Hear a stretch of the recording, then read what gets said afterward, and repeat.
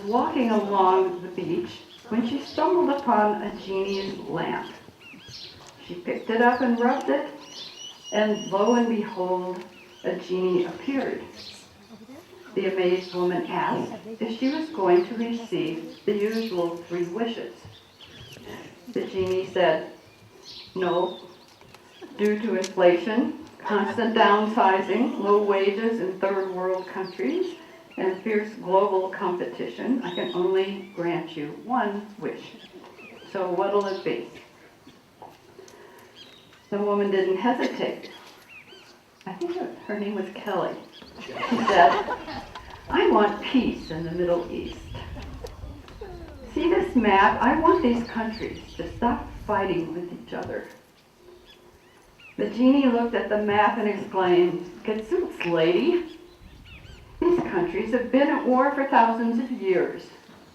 I'm good, but not that good. I don't think it can be done. Make some other wish." Kelly thought for a minute and said, well, I've never been able to find the right man. You know, one that's considerate and fun, likes to cook and helps with the house cleaning. Yeah, is good in bed and gets along with my family, doesn't watch sports all the time, and is faithful. That's what I wish for. A good mate. The genie let out a long sigh and said, let me take another look at that map.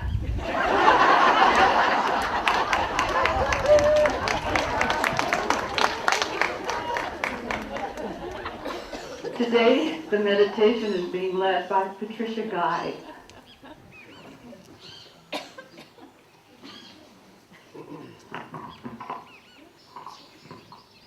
Good morning. Good morning.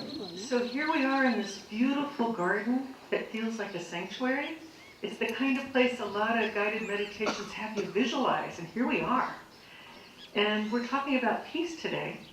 So this meditation, we're going to talk about what we can do in our own inner landscape to take a step towards peace that contributes to a larger peace that our speaker is going to be talking about. So I invite you to just where you are, to sit comfortably. If you can, lift the top of your head towards the sun like a plant growing towards the sun. This will naturally make your spine a little longer, a little more open. It'll open more space for your organs to breathe and your lungs and your rib cage. So as you can, just gently lift your head towards the sky like a plant seeking the sun. And in the old days, when warriors would come to a place that was a sanctuary, they would leave their armaments at the doorway when they came to talk for peace. So we're going to do the same thing for ourselves and imagine the armor that we wear in daily life just to protect ourselves. While we're in this precious sanctuary, we're going to let the armor off for just this moment. So imagine the heavy breastplate that you use to cover your heart, to protect your heart. And imagine that you're lifting off, just for this moment, that breastplate and setting it on the ground outside the gate here. Allow the breathing room of the heart, the circulatory system, the lungs, so that you can breathe in this sweet, clear mountain air and feel with great appreciation what it is to be able to take a clean, good breath. The next piece of armor we're going to take off is the one that covers the throat. This is the one we've used to protect us when we've been told that what we were said was inappropriate or wasn't true in someone else's reality. So let's take off where we've protected our throat and breathe in what it feels like to have a open, spacious throat. Now you can speak your truth, what's clear for you, that open, spacious breath. Now we're going to take off the armor that covers the belly and the solar plexus. It's a little scary to do. A lot of times we've really needed that. But we're going to take it off just for this moment and take in a deep, clear mountain air breath all the way down into our belly, so we can have the free, open breath that an infant has. That trusting, vulnerable infant belly that we came in with. Breathe into that. And now we're going to take off our helmet that covers the top of our head, the center of our forehead, our nose. We're going to lift that off for a minute. And feel the open, spacious sky above your head. Clear, blue, open, vast sky. Feel the space in front of your forehead, your nose. Allow your whole head to breathe and relax. Now, a lot of us carry a lot of heavy armor on our shoulders. Let's disarm for just this moment all that heavy shoulder weight, those big football pads that we carry. Set those at the door for this moment. And feel what it would feel like for your arms to swing freely like when you walked as a kid. That open spaciousness of the chest, the shoulders, the upper back. Let that be open and spacious for this moment. And some of us carry some armor in our lower back. That's where we protect ourselves from those people we don't see, but we sense them coming at us. Let's let go of the armor in our back. And for just this moment, breathe in this beautiful day as a free, open, spacious human being.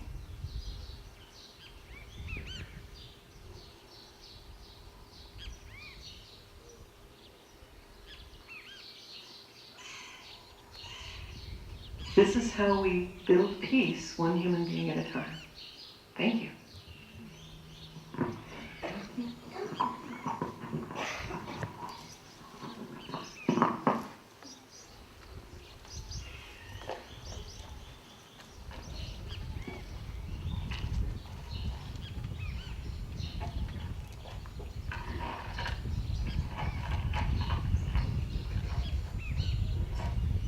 Are we really out of Iraq?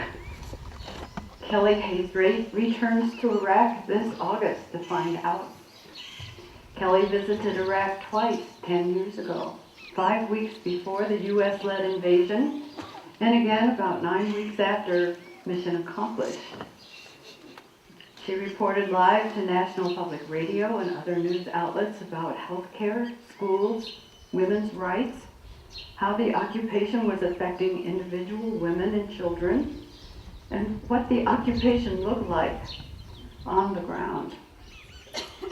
She broke an exclusive story about how American contractors such as Bechtel set the bar too high for Iraqis to get hired to rebuild their own country.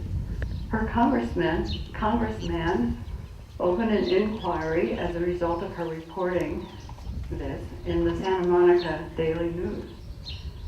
Following her trips, Kelly addressed hundreds of audiences in 7 countries, including a group of U.S. congresswomen in the Capitol.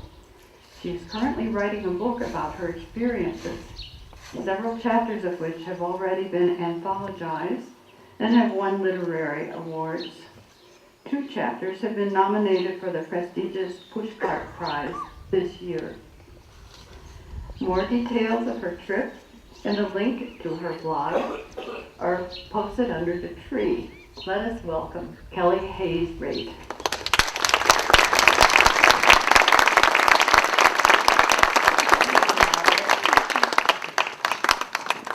We got to do an air kiss because we're both mic'd and we're not supposed to kiss with a mic on. Margaret, thank you for that lovely introduction. And thank you. Who did the meditation? Sue? I'm sorry? Patricia. Patricia. Lovely. Really lovely. Thank you very much. And I want to thank Jim Spivey back there for squeezing me in to have a chance to talk with you today about my trip going back to Iraq. What I'm going to do is read a little bit from my book about when I first came back after the first trip to Iraq that I took that was 5 weeks before the war. And then I want to talk a little bit about what some of the logistics and the things that I'll be considering as I go back, and then ways that you could be involved and follow along and see what's happening. So let me start with the book. Living Large in Limbo, How I Found Myself Among the World's Forgotten. Yes, this is the book. How many of you have heard me read from this book? Oh, quite a few. How many of you are sick and tired of hearing me talk about the book and want to see it published? Me too.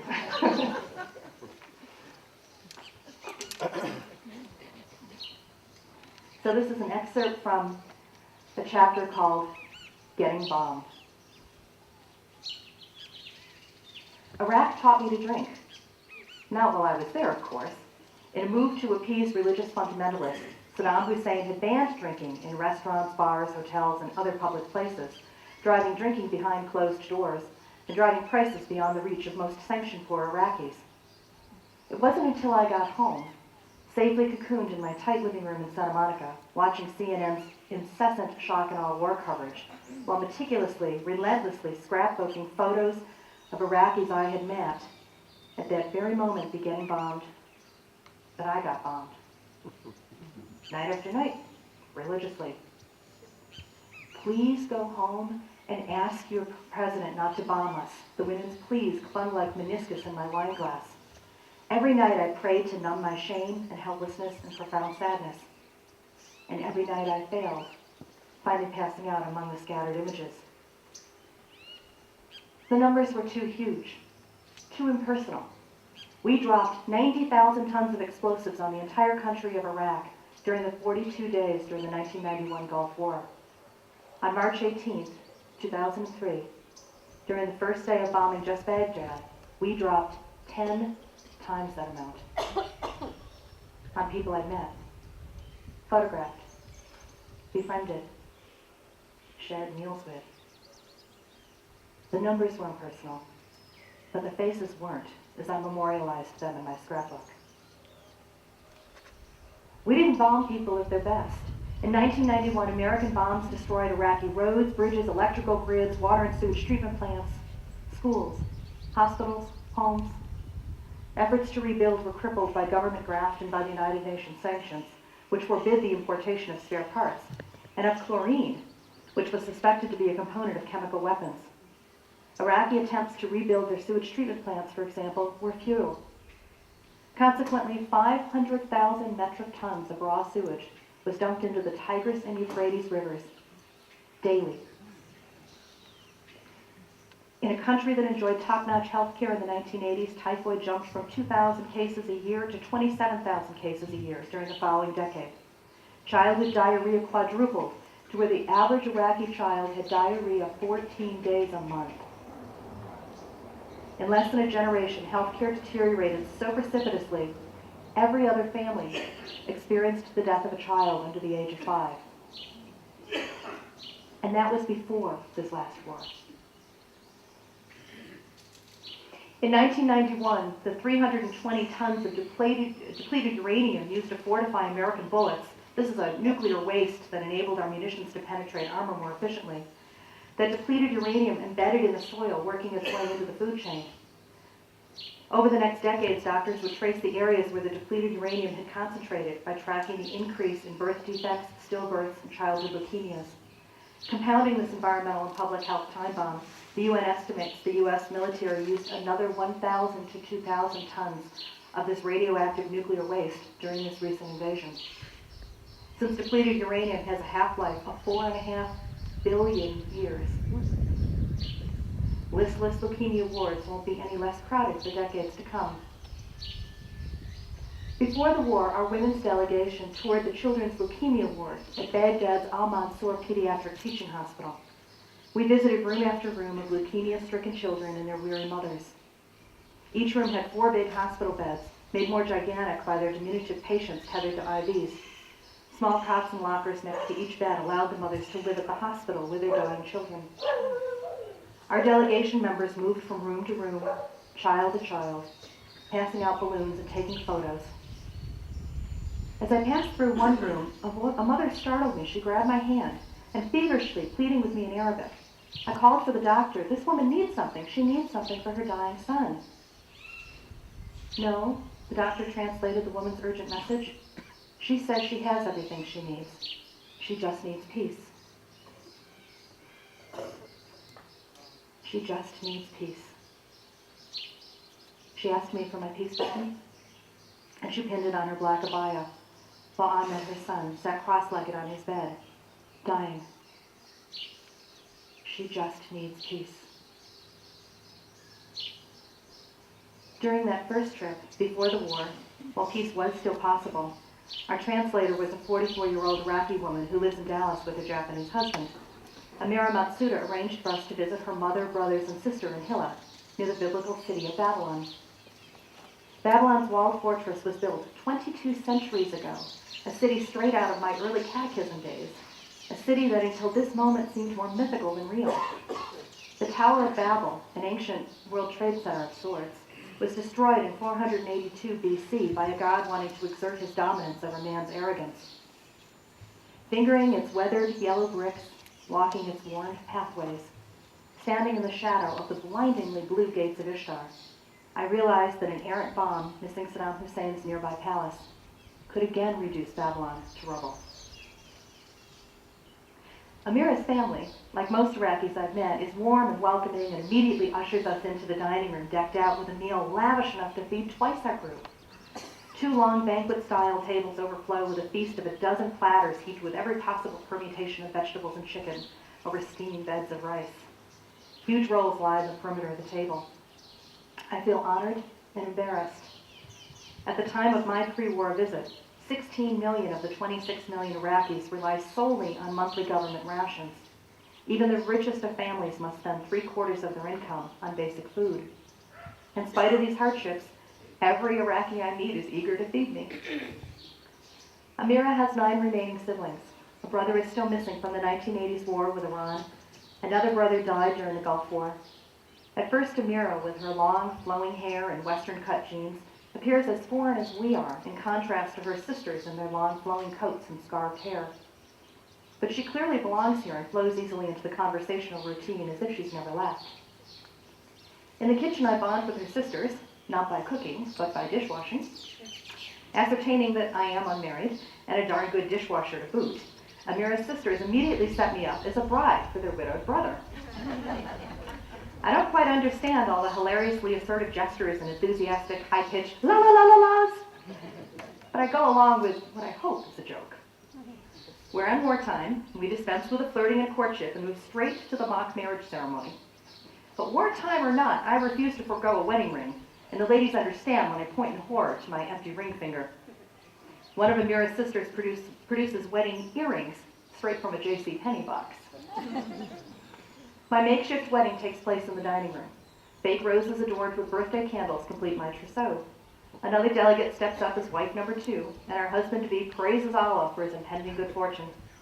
The entire family gets in on the act, clapping and clowning. He speaks only Arabic, I speak only English. He pantomimes the proposal, and I order him to peel my wedding apple. Sitting in this ancient fertile crescent, 1,400 years after the Prophet Muhammad inhaled eternal life through the fragrance of an angel-sent apple just before he died, I share an apple with my new Iraqi husband, hoping its enduring powers will protect him and his lovely, lively family. The last time I saw him, he came to our hotel in Baghdad to bid us farewell. Still complaining about the lack of a wedding ring, I joke and laugh and try to postpone the inevitable. I tuck in his lapel one of the marigolds our hotel waiter Abdullah has given me, a shock of orange against his grim gray suit. When the bombs started falling, I wasn't there.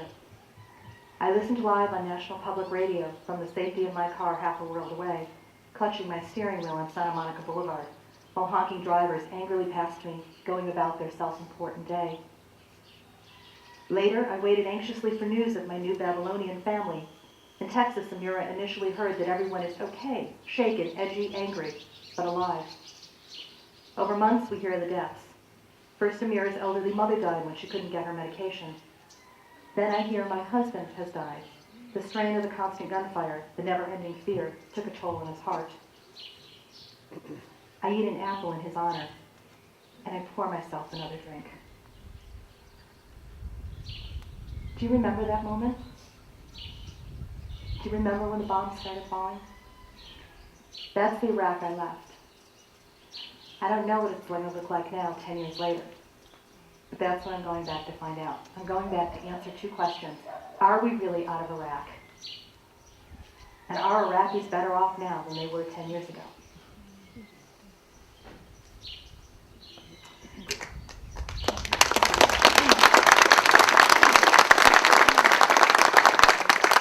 So I'd like to talk a little bit about that trip. And one place you can go for information and to follow along is arewereallyoufiraq.com. And that information will put you onto my website so that you can follow along on the trip. I've got a list of things that I want to try to investigate while I'm there. I can only be there for 10 days. And the reason for that is because after 10 days, the Iraqi government has more onerous restrictions and requirements on the visa. For example, if you stay more than 10 days, you have to give blood. And I think the reason for that is because they're trying to control HIV coming into the country. But I hate needles, so I'm going to stay under 10 days. Now, there's a lot of other requirements, too. So I'm working right now on getting my Iraqi visa. It takes about 2 months to get that. I'm hoping that I'll be based in the Middle East this summer so that I can travel cheaply to Iraq. It's much easier to go to northern Iraq, to Kurdistan, and if I have enough money and time, I'm going to make a second trip and go up to Kurdistan as well, which is an area that I have not been to. I think the contrast between those two areas will be very insightful and very illuminating. Some of the things that I want to look at, and I want your ideas. I'm going to open this up to discussion shortly because I'd really like your ideas on what you're curious about is happening in Iraq right now. But some of the things that I'd like to look at is what's happening with the water supplies and the situation with water sanitation. I'd like to look at the education system. Iraq during the 1980s had one of the top-notch education systems. Women had opportunities to go all the way through the education system, get their PhDs, become part of the government, become part of the educated society that was happening there. And a lot of kids made it all the way through high school. But over the last decade, many of the kids haven't been able to go.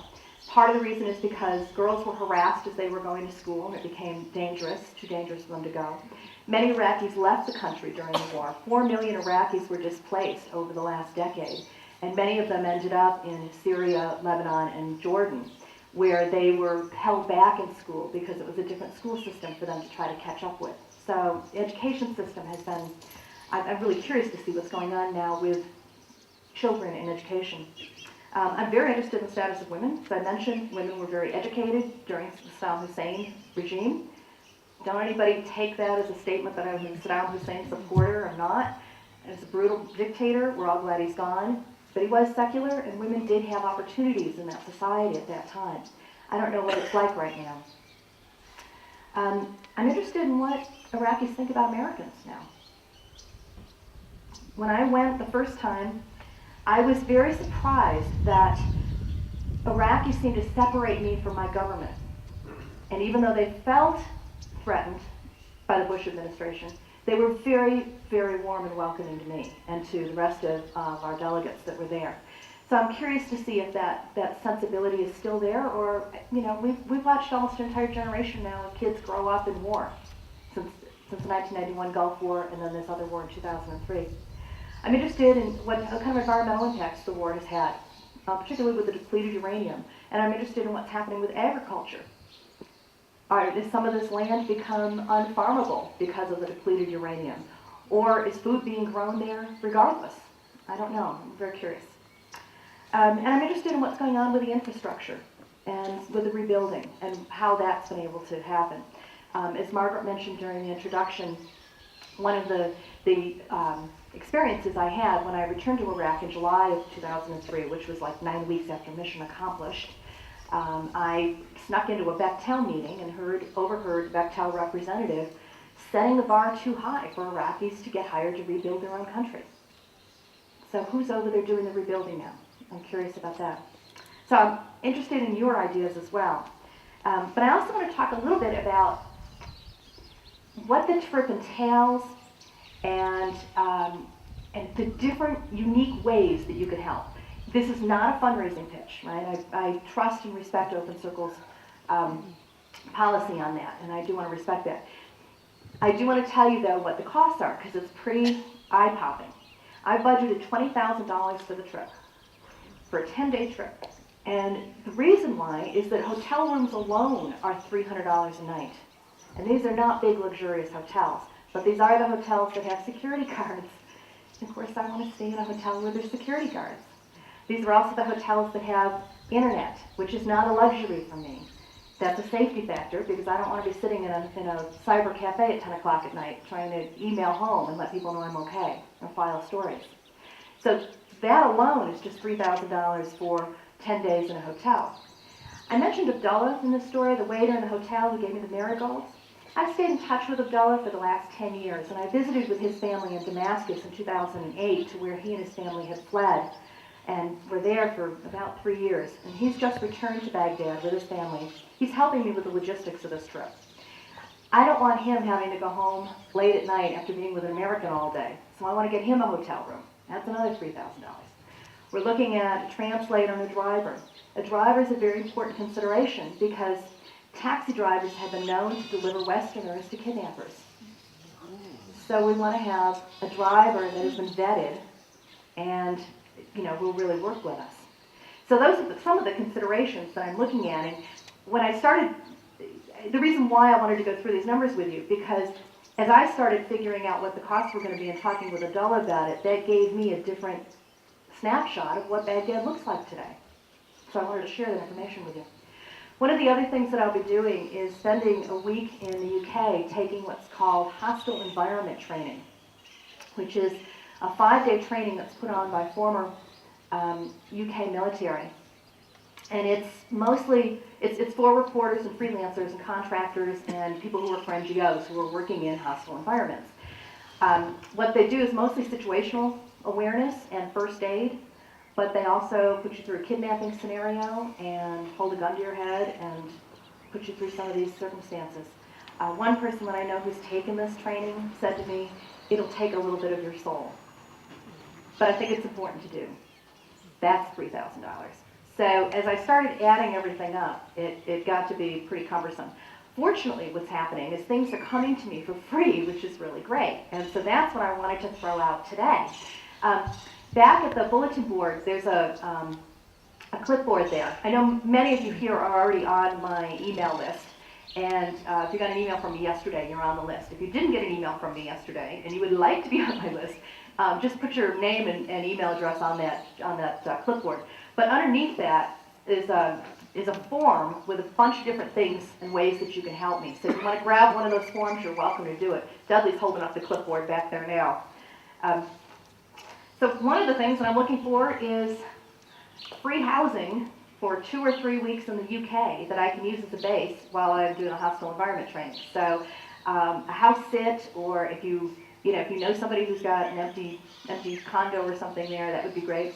Or someplace in the Middle East for the summer, probably about mid-July or so until beginning of September. I may have an apartment in Lebanon and in Beirut, but it hasn't come through yet, so I'm working on that. One of the things, too, that I want to do is a big media push right now to get Iraq back in the news in a way that focuses on the people. It's important that we focus on the soldiers that have returned home. I wholeheartedly endorse that. But I think we've lost sight of the people. And so I'm doing a big radio push right now. And I'll bet some of you here today have ties back in the States or Canada or the UK to people who have radio stations or run radio shows, or write a column for a newspaper, or a reporter in a newspaper who might want to cover the human angle that I'm bringing. And if you do, please just make a note of it back on the clipboard or come up and talk to me afterwards. The other thing is I'm still looking for contacts in Baghdad and other parts of Iraq. And every single group that I've spoken to so far, I've been shocked to find out that there's somebody in the audience who knows somebody who's been to Iraq or who's in Iraq. They're coming out of woodwork in strange areas. So if you have any contacts in Iraq or you know somebody who's been there, I would love to talk to that person and find out what their experiences are so that I can be as ready and as prepared as possible. One of the things that I'll be doing on my website is putting up a subscription part of my website as a way of allowing people to sort of follow my trip and to participate in it with Q&A and so forth. But between now and the time that I go in August, I want to do a series of podcasts with people who have had experiences in Iraq. So for example, one of them I'll do with my friend Abdullah. So, we could hear what it's like trying to be a good dad during war and what that means. He's got two lovely, lovely teenage girls that he's been trying to raise during the course of this war. Another person that I'll be interviewing, who I just found yesterday on Facebook, my God, it's amazing. Somebody that I haven't talked to or seen in 8 years, an Iraqi man, who's the nephew of our guide, Mira. And he's now working for the Department of Public Works, or what the equivalent of the Department of Public Works is, and is working on water sanitation issues. And so he said that he'd be willing to be interviewed and do a podcast on my website. So if you have any ideas or thoughts, I'm just kind of throwing all these different things out because this is a great group here, and I know that you all have wonderful contacts. The other thing that I wanted to ask you about is if you know somebody who's got a big email list, like somebody who's got one of those listservs that goes out to social justice, and peace people, who wouldn't mind putting out a blurb about my trip and inviting them to check out the website and perhaps support the trip in one of these ways. So if you know somebody who's got one of those cool listservs, let me know. And, because I'm an idiot when it comes to technical stuff, if anybody knows how to unlock a T-Mobile cell phone so that I can use a SIM card in Baghdad, stand up and be counted, because I really could use your help on that. This trip is a challenge for me in a lot of ways. You heard the emotional challenge. But there are other parts of it too. And part of it is the technology, frankly. So I'm learning now how to use a flip cam, and I want to be able to have a cell phone while I'm there so that I can text and keep that as a safety measure as well. So there's just a lot of logistics and things that I'm sort of throwing around out here. So I wanted to just open it up now to discussion, questions, ideas that you have for issues that you'd like me to look at in Iraq while I'm there. Questions about the trip, questions about me.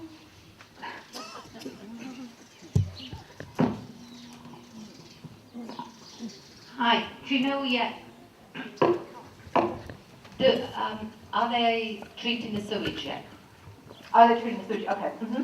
Yes, it's a good question. I do want to find that out. Mark, you've got a question? Mike?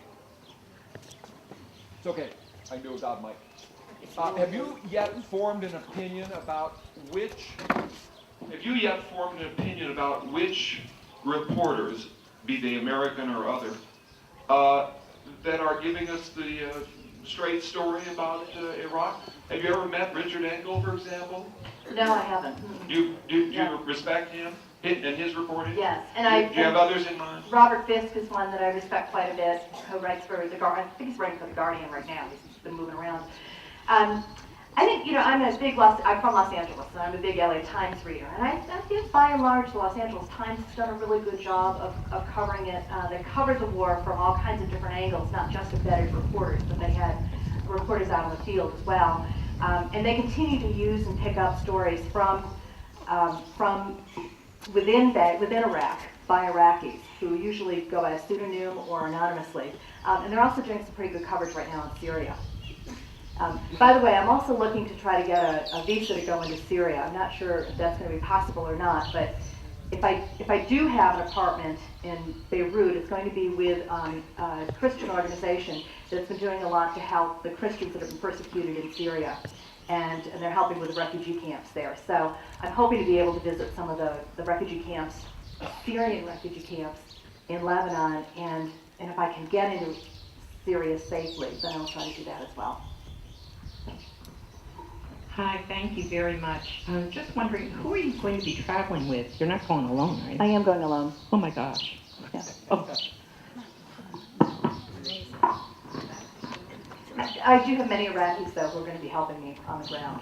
So that's what I'm setting up right now. Yeah. Hi. You didn't mention the oil industry, and that is their main source of income. Who is controlling the oil industry in Iraq today? That's a very good question, and that's what I'm going to answer. And are they able to get spare parts? Because most of it would be supplied out of the United States years ago, and is it some embargo or spare parts freely available? Can it be shipped in? In other words, how's their production going? Where are they percentage-wise compared to before the war as for producing oil? And can they ship it freely, or is that controlled as well? That's an excellent question. Following the first Gulf War, there were 12 years of sanctions that were led by the United Nations and supported by the United States. And so it made it difficult, if not impossible, for Iraq to import spare parts to rebuild their infrastructure, to rebuild the sewage treatment plants, water treatment plants, oil production, and so forth, as well as the roads and schools and everything else. So that's an excellent question now, is what's happening with the importation of the ability to redo the infrastructure, and specifically around the oil production. So I've got that on the list. Thank you. Kelly, you mentioned that you went over initially with a delegation, and I'm always interested in the backstory. What led you into this interest and journey? Oh, thanks, Lynn. Thanks for that question. I'm still trying to find that answer 10 years later here, actually. I went with a women's delegation in February 2003, and what happened was that I got an email from one of the people on the delegation that said she was going, and it just hit me, and I thought, I'm going to go on this delegation too. And it was a really odd thing, because I'd never thought about traveling to the Middle East. I'd certainly never been to a war-threatened area, as Iraq was in February of 2003. So it was kind of an out-of-the-blue experience for me, but it was just one of those things that I just knew was right and was going to happen. Does that ever happen to anybody here? Just like you knew you were moving to Mexico and you didn't really know why, right? That's what it was like for me. And that's what this trip going back is like for me as well. And it's getting supported because I'm finding some really interesting things that are coming my way that I couldn't have possibly predicted. Like finding Sarbat on Facebook last night and then talking with him in Iraq and finding out he works on clean water. I mean, I couldn't have manufactured that. And there's a lot of interesting coincidences like that that are coming up. So that's what made me go the first time. And when I came back, I started writing for my local newspaper, some columns, and they were well received. So I decided to go back in July of 2003, which was just a few months later, to find some of the people that I had met and to report on them. And she's one of them, some of these people here, these folks, these women. So that's how it happened to be. And I'm going back now because I really want to refresh my material for my book. I want to find out what's going on. I want to put Iraqis back in the news. I think that's where they deserve to be and deserve our help. So. Kelly? Oh, Lisa, hi. Hi. I'm particularly interested to know, not only are we as a government, or when I say we, I mean Americans, is the government out of Iraq? I imagine that's your number one reason for going back. But I'm also interested to know whether there's any non-government agencies over there helping the people.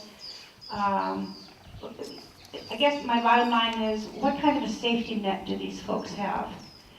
Within their own government, perhaps? I don't know if it's working efficiently. And whether or not it is, do we have any safety net for them or any other government agencies, non-government agencies helping them? That's a great question. I think I could just give you like a tiny little impression on that right now, but I think where Americans are primarily working now is in the northern part of Iraq and Kurdistan, where it traditionally has been safer for Americans to be. I don't know how much is happening in the rest of the country. I think it's an excellent question. I recently discovered a cousin who I've never met, who spent 8 years in Iraq and Kurdistan working for an NGO. And so she's hopefully will be one of the people that I interview as a podcast on my website as well. So thanks for that question. Done. Hi, yes, another suggestion of contact if you haven't met her yet. Sorry. Have you met Louise Diamond yet? No. Okay, she had gone into war-torn areas and worked with groups in the peace building after conflict. And I think you can find her online under Global Systems Initiative. She's also on Facebook. And her focus is working with women, infrastructure, and all the things that a community needs to rebuild peace in an area after a conflict. So I think you'd like her a lot. Thank you. Thank you. Do you have a personal connection with her, or just somebody that you know? Do you have a personal connection with her? Okay, great. Hi, Barbara. Hi, Kelly. Welcome back. I would be really interested in finding out about the peace efforts, if there's dialogue between Sunni and Shia groups Because we know most of the violence that's going on there now is the conflict between the Shia and the Sunni, the Shia now being in power and the Sunni having been taken out of power. So I would be interested, in what efforts or what groups over there are trying to bring dialogue and peace between those two factions. Great. Thank you. Well, Barbara, by the way, used to be the president, right? Women's International League for Peace and Freedom. One, Women's Action for Nuclear Disarmament, right? New Directions. Okay. Boy, I really blew that one. One of the questions you might ask both the women and the men, how easy is it for them to start small businesses? Usually in a situation like that, small businesses are what they need, and a lot of them have ideas, but how easy is it for them to start such, if they have a good idea? Great question. I want to elaborate on that just for a moment. The Bechtel meeting that I sat in on, this is what I learned, is that at the time, American contractors were asking Iraqi subcontractors 3 questions before they would award a subcontract. How many employees do you have? How old is your equipment? And do you have insurance? And of course, this was at a time when the whole banking system in the country was down. It was not a country that was insurance-based, but the Department of Defense, the U.S. Department of Defense, was requiring 3 different types of insurance, bid insurance and job completion insurance and another type of insurance that were millions of dollars that would have required upfront money that Iraqis didn't have.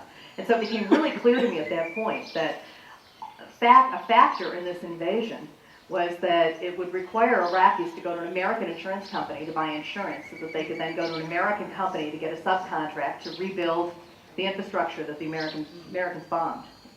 And there were a handful of people that were very, very rich on this war. So I think your question's an excellent one, and to see what's happening now with it. Thank you. Perhaps you might, it's a follow-on to a question that one of the ladies posed there. Perhaps you might want to take a look at the political stability in the area, because there seems to be different factions that have different agendas, and by keeping the country in turmoil, they then can recruit for their factions. And I believe that without political stability, the efforts to rebuild the economic circumstances will be vastly diminished. Thank you. And one of the things that Abdullah's told me about Iraq now, Baghdad anyway, he said it's all walls. And I asked him who built the walls, and he said some of them were built by the U.S. military as a way of kind of containing some of the violence, and some of the walls were built just as part of the civil unrest that when the power vacuum that occurred after we invaded.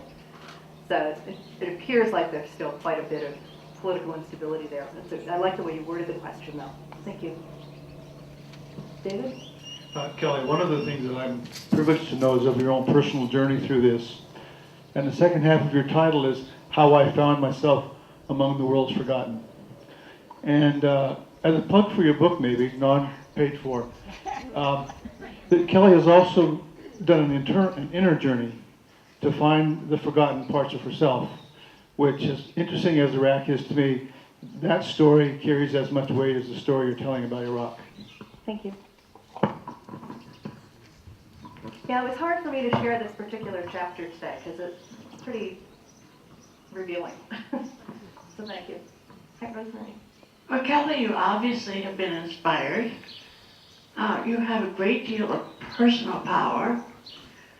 And as we all know, and you spoke of, the Iraqis liked you, but they do, of course, do not like the American government.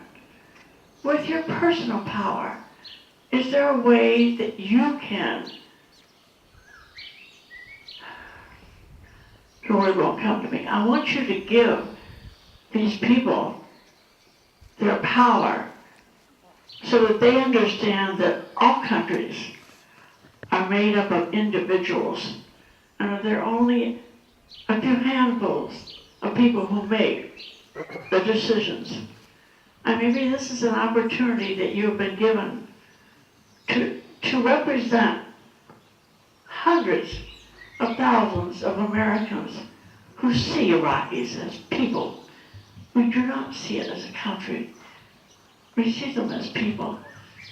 So take your inspiration and run with it.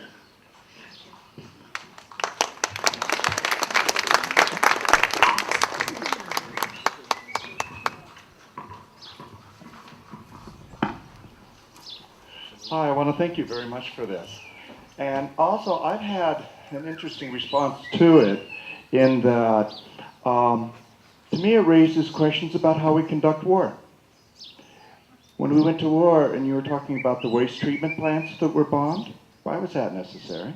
Same thing for electricity. But the things that would harm the civilian population, it seems to me that we should be in the uranium bullets. So it seems to me if you go to war against a regime, then the regime is your target. But it had all of this other damage to infrastructure, bridges and so on, that to me speaks of a whole problem, because when you go to war, you also have to think ahead to reconstruction. And larger than that, what happens with civilians and what their attitude will be towards you. Of course, they're not greeting us with cheers and flowers in the streets. We just turned off their electricity and their sewage treatment plants and everything else that directly affects their daily life. So it seems to me that a very important audience for your book is the Pentagon.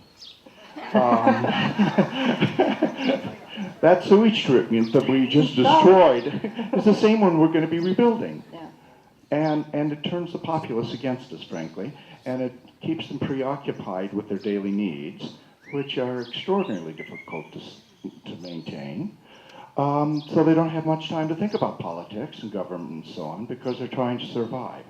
So as I say, it really strikes me as important to think about war, which is not a very pleasant topic, but I think it's very important when you think about planning, if you're doing an invasion like Iraq, to think about this aspect of the impact on people's daily lives and try to preserve the structures. You mentioned the educational structure and so on, and medical care, and really avoid damaging those targets that impact directly the daily lives of the civilians. Right. I agree wholeheartedly. Thank you.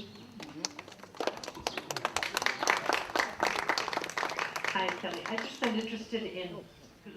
No, go. I'm interested in success stories as you're traveling there, because as an old-time Peace Corps volunteer, the little bit about development that they taught us was, you don't come in with your own idea of what to fix, but you see what's working and see how to support that. And so maybe for microloans in the future or Kiva type financing, there might be something that could be replicated. Thank you.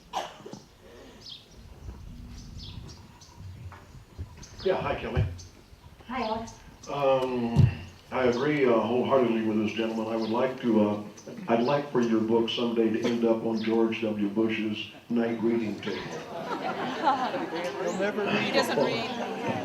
That's a point, yeah.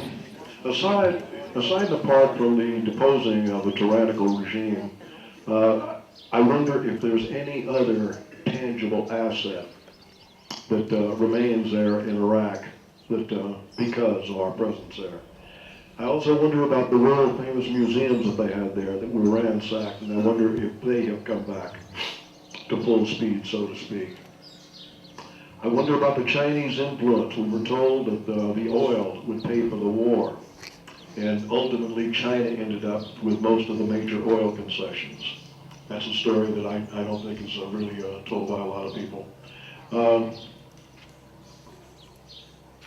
Oh my gosh, he's got a list. Yeah. I'm going to have to spend more than 10 days there, folks.